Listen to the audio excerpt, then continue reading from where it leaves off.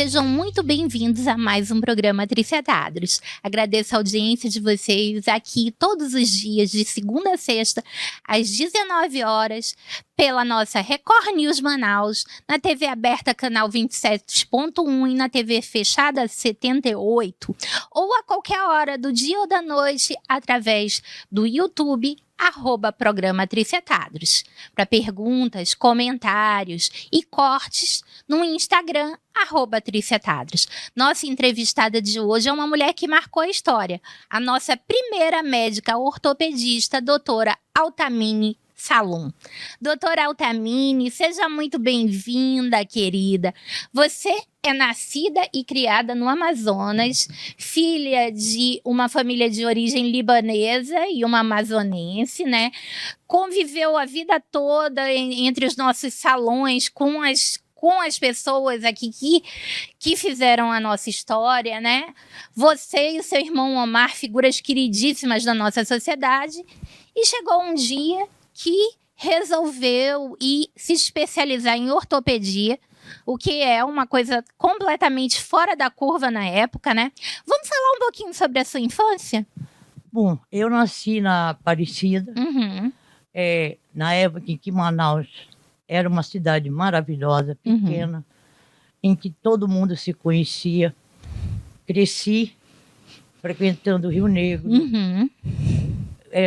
ia em todas as festas. Eu vi uma série de fotos suas com a minha mãe, Exato. desfilando no Rio Negro, frequentando as festas. O seu irmão era um queridíssimo acompanhante de debutantes, né? Vocês eram uma família muito querida na sociedade. Muito. Meu pai era um sujeito muito, muito legal. Era comerciante, seu pai? Não, meu pai, ele veio para Manaus como jogador do Santa Cruz. Olha! Ele e o time todo.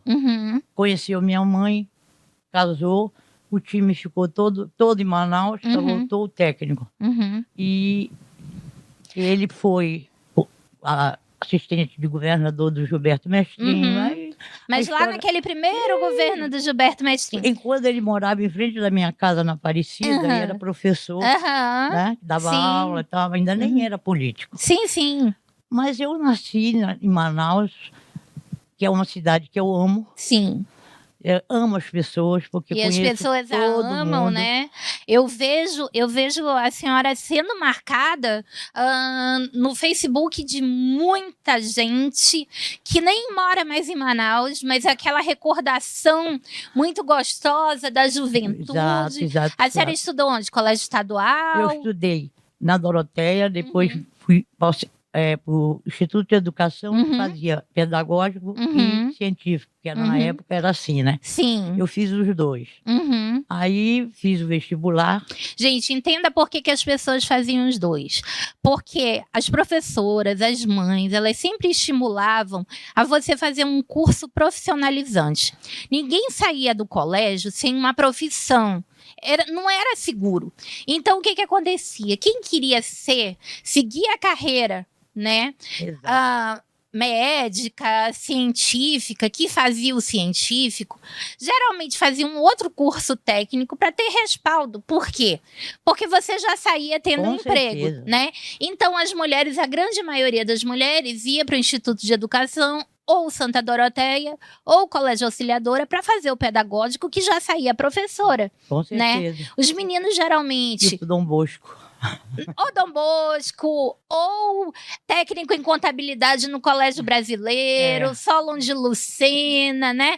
Mas saía com uma profissão. Com certeza. O importante era ter uma profissão. Porque, por exemplo, hoje tem o Enem. Na nossa época era o vestibular. E na época, faculdade vem de facultativo, né? Era facultativo mesmo. Você conseguia ter uma vida muito confortável, saindo da escola com seu curso técnico e exercendo sua profissão para o resto da vida, né? Como professora, como técnico em contabilidade, como técnico em laboratório, técnico em radiologia e uma série de outras coisas. Com certeza. Existiam pessoas que queriam mais, né, doutora Altamini? Muito mais. Então, faziam um científico, que era um curso pesadíssimo, justamente para quem queria seguir carreira na área científica, né? E o número de mulheres que seguiam, que abraçavam essa profissão era mínimo, né? Com certeza. A grande maioria das mulheres parava de estudar no término do curso normal, do pedagógico, do técnico em contabilidade, o que fosse, né? Eu sou da 3ª turma da Faculdade de Medicina do Amazonas. Nossa turma eram 200. Foi 200, porque nessa época a gente recebia os excedentes. Sim. Que era para ter quantidade e a faculdade ser reconhecida. Sim. Gente, a figura do excedente, que talvez vocês nunca tenham ouvido falar, o estudante excedente era aquele que era aprovado nas provas, num sistema nacional, mas não necessariamente conseguia vaga. Então, a pessoa prestava vestibular para a UFRJ, que naquela época, Capital Federal, era a faculdade do Rio de Janeiro, era a mais concorrida, mais ainda que São Paulo, porque o Rio era a capital federal. Então, acontecia que a pessoa ficava ali em excedente, que se tivesse 40 vagas, eram 42, 43, e aí ela procurava lugares onde houvesse vaga. Então, assim, nós recebemos um número muito grande. Muito. Tonheca, que é nefrologista, Socorro Cardoso, que é pneumologista. Dirmênia Paracate. Dirmênia. Nós temos na nossa, a Cleise Said, a Dulce Regina. A minha turma tinha bastante mulheres. Ah, é? É. Então vocês foram uma turma de pioneiras mesmo, né? É. Porque a primeira turma era praticamente homens. É, muito pouca mulher. A nossa turma foi que mesclou. Foi a primeira turma que a mulherada disse, agora podemos. É. E eu já entrei na faculdade para fazer ortopedia. Nossa, e ortopedia sempre foi uma área muito ligada ao masculino, né? Eu era atleta. E eu acompanhava o doutor Hernani de Aguiar Correia, que foi a pessoa que eu sou hoje, graças a ele. Eu tenho uma gratidão muito grande. Gente, preste atenção, doutora Altamini, ela era filha de atleta e ela nasceu, né, com o esporte no sangue. Então, apesar dela ter sido a pioneira, né, em ortopedia, e até hoje nós não temos muitas mulheres ortopedistas, né, porque geralmente a ortopedia é ligada a homens grandes, né, às vezes uns falam trabalho pesado, né. Chama a gente até de marceneiro, né. Porque a gente usa prego, parafuso, porque placa. Fura ossos, né, e é um trabalho bem pesado, né, E aí, até hoje é raro. Imagina na 3ª turma de medicina da universidade. Eu me formei em 74. Olha. Vai fazer em dezembro 51 anos. Nossa. Naquela época, quando eu fui para fazer a residência... É porque a residência em ortopedia aqui não havia, né? Não. Eu fui para o Rio, fiz Souza Aguiar, era só eu de mulher. Imagina, Souza Aguiar pesadíssimo, né? Pegava a Baixada Fluminense, Central do Brasil. Depois eu fiz mais um ano de Miguel Couto. E fiquei por lá morando 28 anos. 28 anos. Porque aí eu já comecei a trabalhar, consultório, a gente fazendo curso. E quando foi o prefeito daqui era o Alfredo Nascimento, eu tinha ido para Cuba, que o garotinho do Rio me mandou para fazer o curso médico da família. Porque a senhora era médica do estado lá, né? Eu era médica do estado. Aí ele chamou a gente, perguntou quem queria ir. Eu disse, eu quero. E fui. Uma experiência dessa eu vou perder, né? Não, nunca. Aí fui, montei de Cabo Frio, montei o de Niterói. Aí o Alfredo Nascimento foi lá, me trouxe. Então vamos entender. Melhor contextualizando historicamente. Doutora Altamini foi para o Rio de Janeiro fazer a residência e especialização na área de ortopedia que não havia aqui. Ela começou a trabalhar nos hospitais que são as verdadeiras escolas de ortopedia, que é onde existem pacientes politraumatizados, que são o Souza Aguiar e o Miguel Couto. O Souza Aguiar, ele pega toda a região central do Rio de Janeiro e toda a Baixada do Rio de Janeiro, porque ele pega a linha da Central do Brasil, que é logo à frente, né? E então todos os subúrbios servidos por trem vão para o Souza Aguiar. E o outro hospital que ela trabalhou pega... Duque de Caxias, eu trabalhei em Cabo Frio. Então, como ela era na rede, ela ia para todos os hospitais que fossem designada do Estado. E aí chegou um momento onde o governador do Rio de Janeiro era o Antony Garotinho. E o Antony Garotinho queria implantar o projeto do médico da família no Rio de Janeiro. E nesse programa ele convidou os médicos que eram funcionários da rede estadual, né, a irem para Cuba fazer um estágio, um período de 6 meses, né, para voltar e implantar um programa médico da família no Rio de Janeiro. Tá certinho, doutora Altamini? Certíssimo.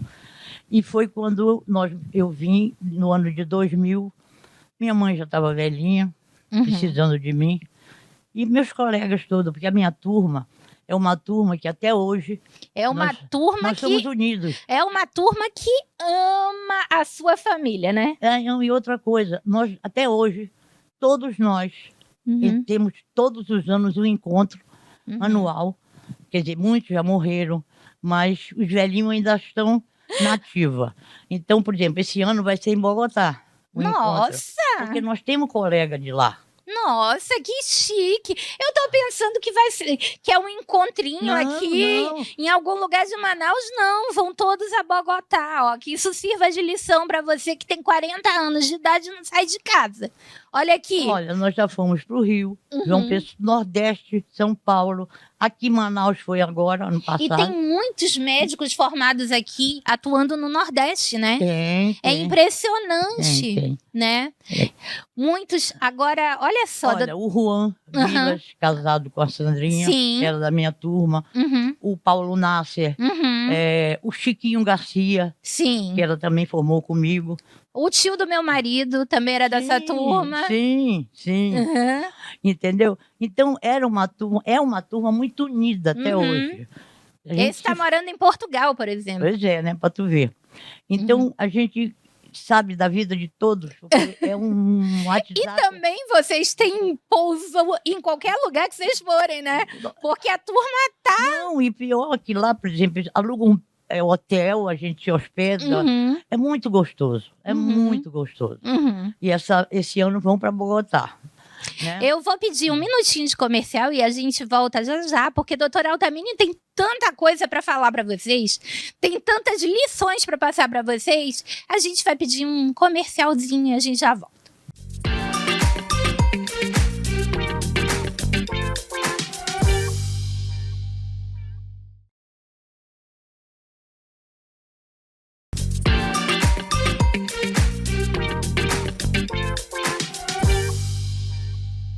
Voltando aqui nesse segundo bloco com a doutora Altamini Salum, a nossa primeira médica ortopedista, formada pela Universidade Federal do Amazonas no início dos anos 70 e depois indo se especializar no Rio de Janeiro, por onde ficou por 28 anos, até vir implantar o programa médico da família em Manaus, na gestão do prefeito Alfredo Nascimento. Doutora Altamini, e aí a turma de vocês se encontra, vocês dançam, vocês comemoram, vocês trocam ideias a respeito das novidades da medicina? Tudo. Nós temos um WhatsApp, todos nós, os que estão vivos, né? Porque já foi muito embora. Porque ainda não inventaram o WhatsApp no céu, né? Não, no céu. A senhora que era amiga da minha mãe, eu vou lhe contar uma coisa que a senhora vai... talvez entenda. Durante algum tempo, eu mandava mensagem de WhatsApp para ela, até que caía a ficha de que ela não estava mais entre nós, né? Eu vou te confessar, eu já mandei. Também, né? Gente, a pessoa que pegou esse WhatsApp da minha mãe, eu tenho certeza que recebeu cada mensagem linda, porque eu tenho certeza que, como eu... muitas pessoas que perdem seus entes queridos demoram um pouco para assimilar, né, doutora? Muito. Perder um amigo é uma dor. E perder naquela época que nós perdemos, né? Que foi a época da pandemia, que nós perdíamos vários amigos por vários dia. Colegas, vários médicos. Não, médicos foi assim, uma coisa. Médicos e professores foi uma coisa horrível, horrorosa, né? Foi. Porque... Mas saímos dela, graças a Deus. Né? Tivemos problemas sérios. Baixas, né? Muitas baixas, muitas. Inclusive da minha turma. Sim. Vários colegas morreram. Mas voltando a falar em coisa boa... Sim, voltando a falar em coisa boa... O nosso encontro é sempre uma festa. Por exemplo, quando foi aqui em Manaus, que foi agora, a gente monta daqui de Manaus, se reúne, faz a comissão, aí armamos os passeios e... Eu já imagino que a senhora faz parte dessa comissão, né? Com certeza. Com certeza. Com certeza. Eu, Dirmênia... Dirmênia quase foi minha tia também. Gente, que coisa mais maravilhosa. É uma turma que realmente... Turma, Cleide Side. Que também Dulce quase foi minha tia. Mas é de outro tio, tá? A Cleide, a Dulce Regina... tem mais. Poxa, tem um monte. Tem umas de Belém, muitas já morreram. Olha, quem está sendo chamado aqui nessa lista da doutora Altamini, está sendo chamado a vir aqui também dessa entrevista, porque vocês fazem parte da história da saúde no Amazonas. Com certeza. E graças a Deus, todos os nossos colegas tiveram uma posição maravilhosa como profissionais. Sim. Nós temos vários colegas no Hospital das Clínicas, como chefes de setor. Nós temos meninos no Rio, tem a Marluce Jucá também, mora no Rio. Até os dois que deixaram de exercer a medicina para ser empresários são empresários bem-sucedidos, né? Chiquinho e Zeferino. Não, e outra coisa, o Chiquinho participa de todas as manifestações. Sim, sem dúvida, sem dúvida. Ele é um colega muito amado. Mas ele abraçou, ele fez a medicina, mas abraçou a carreira de empresário. E sucesso, graças a Deus. E um empresário de sucesso sem nunca esquecer as raízes dele, né? Coração imenso que ele tem, sabe? Não, a família dele é maravilhosa. Todos eram... A dona Lolita era comadre da minha avó, né? E todos eram afilhados lá. A esposa dele também é um amor de pessoa. A Clícia é uma dama. O Saulo, que morreu. O Saulo era da nossa Saulo turma. Furtado, uma pena. Uma gracinha de pessoa. Uma pena. Porque as esposas vão pro encontro. Sim. Entendeu? Então, a gente é uma família. A Regina é uma querida. A Regina é uma querida, né? A Regina é uma querida. E a gente faz assim... um sabe da vida do outro.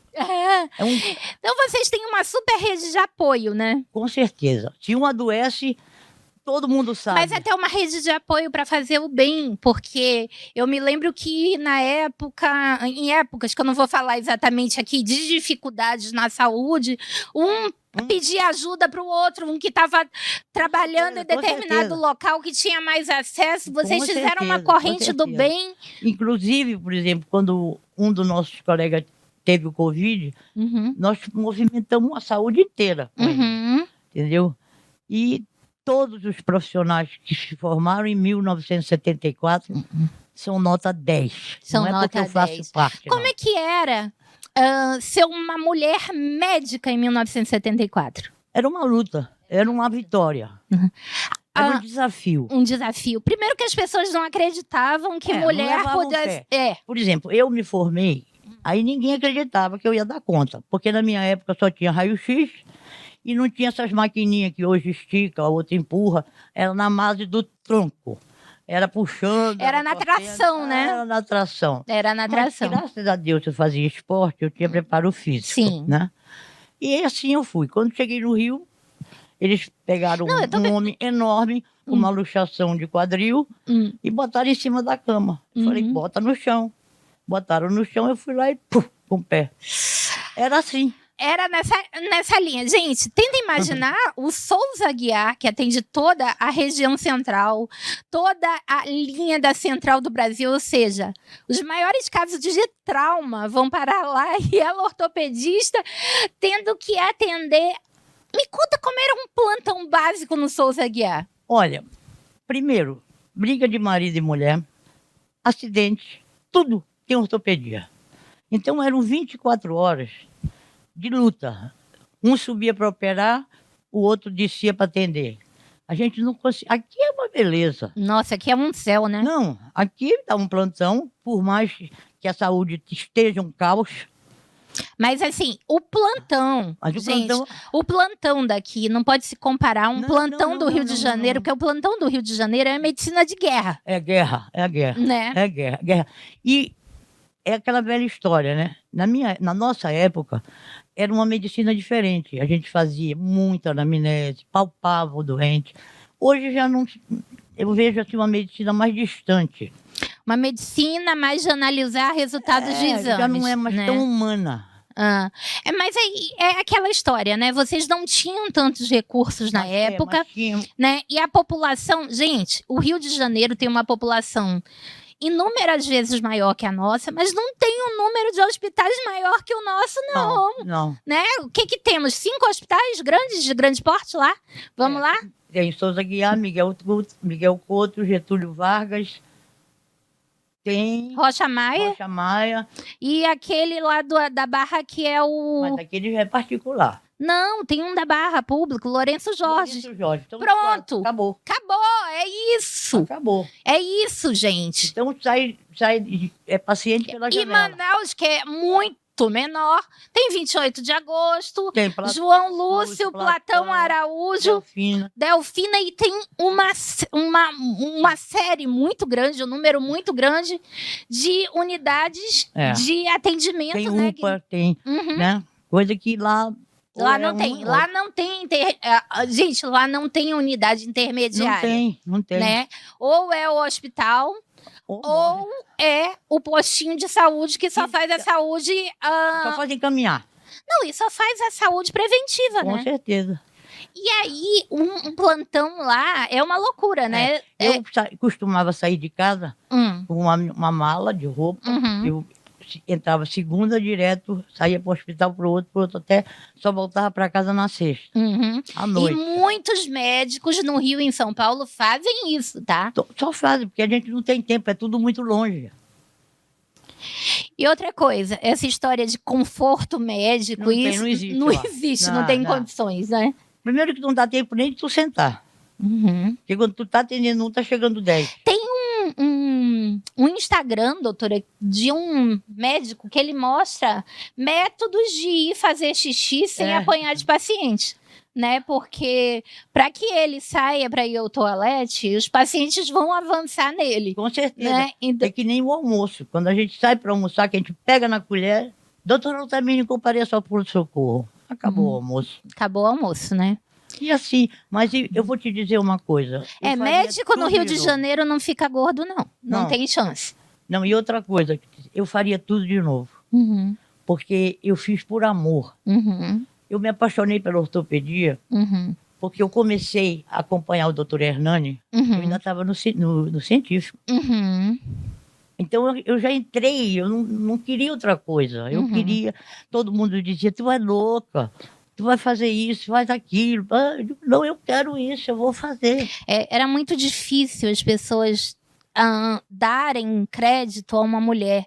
Na época que eu era criança, eu me lembro dos comentários, não vou ser atendida por uma mulher, às vezes nos hospitais, né? Inclusive, na minha turma, saiu uma mulher urologista. Olha, parabéns, qual é o nome dela? Doutora Neide. Doutora Neide, parabéns pelo pioneirismo também.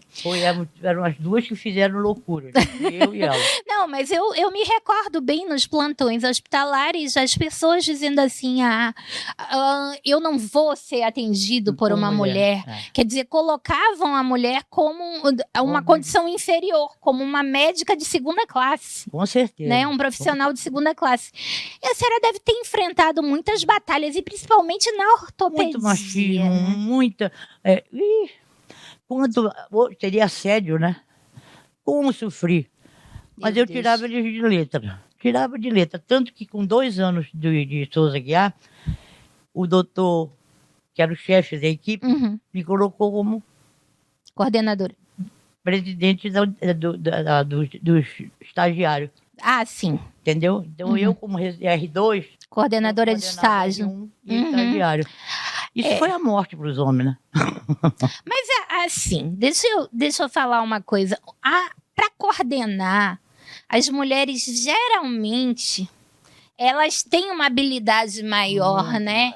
Maior. Geralmente, dentro de casa, a mulher já é treinada para coordenar muita gente, né? Com certeza, a senhora deve ter vindo de uma família numerosa, como a maioria das pessoas da época vieram, né? E sempre a organização ficava a cargo das mulheres, né? Da minha mãe era perfeita. Eu realmente tive a sorte dela e meu pai, como eu dizia para eles, eu quero só estudar. Então, eu não sabia cozinhar, não bordar. Não, eu não estou falando em termos... Esse trabalho manuais, eu sempre fui péssima. Mas cada um tem habilidade para uma área, né? É a mesma coisa, eu sou ótima em trabalhos manuais, mas eu não sei atender um paciente. Com certeza, né? Com certeza. Existe essa diferença. Cada um com a sua... Cada qual com o seu cada qual, né? Mas eu sei que eu sou muito feliz pela turma que eu tenho, pela turma que eu tive, pela essa cidade maravilhosa onde eu nasci. Doutora Altamini, eu tenho certeza que todo mundo que está nos assistindo está na curiosidade de saber como foi praticar medicina em Cuba. É verdade que a medicina em Cuba é maravilhosa ou é lenda como a maior parte dos... Eu vou explicar. Existe os cientistas, aqueles... A medicina boa, muito boa. E existe já aquele que não pertence aos cientistas. É o médico comum, que atende o pobre, entendeu? Que tem que morar naquela comunidade, tem uma casinha dentro da região. E daí veio a ideia das casinhas na comunidade. Exatamente. E eles programaram essa organização de médicos da família, que eram casinhas pequenas, com um médico, 10 assistentes, e a gente fazia o levantamento do hipertenso, do diabético, do problema cardíaco, tudo, a gente tinha tudo catalogado, tudo organizado. O médico de comunidade mesmo, né? E, por exemplo, quando tinha alguma coisa, a gente transferia para os hospitais. Eu fui médica aqui no Santo Agostinho, eu me lembro de um caso, né? Que ninguém inaugurava a casinha, porque o chefe lá não deixava. Aí o Alfredo me chamou, eu trabalhei no Morro do Salgueiro, da Mangueira, atendia nos ambulatórios. Aí eu fui. Eu fui umas 3 horas da tarde, me deram 10 crentes. Eu chamei os meninos e disse, olha, pelo amor de Deus, vamos trabalhar. Vocês quiserem sair, chega, doutor, eu estou sem dinheiro. Ele não minta, não vem contestado que eu não aceito. Aí fomos lá. Aí eu desci, Santo Agostinho é um buraco. Gente, Santo Agostinho na região próxima à Ponta Negra, aquela parte baixa. Isso, atrás daquela igreja. Isso. Aí, 3 horas eu cheguei lá, todo mundo, vai acordar o homem, não sei o que, eu digo, chama ele. Aí bateu lá. Aí me sai um homem grande. O que você quer? Eu digo, eu não quero nada. Cenas dos comerciais. Eu vou pedir pra gente continuar isso no próximo programa. Essas são as cenas do próximo capítulo, que a história tá quente. Agradeço a audiência e continuamos com a doutora Altamini no próximo programa.